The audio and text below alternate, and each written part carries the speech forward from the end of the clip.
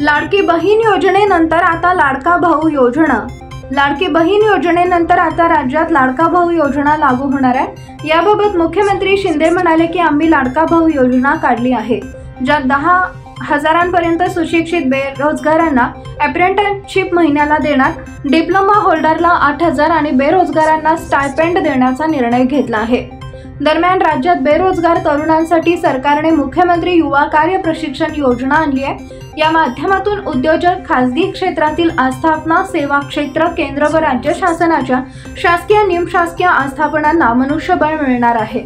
प्रशिक्षणार्थींना 12वी pass 6,000, ITI पदविका 8,000 आणि पदवीधर पदव्युत्तर यांना 10,000 प्रतिमाह विद्यावेतन मिळणार आहे।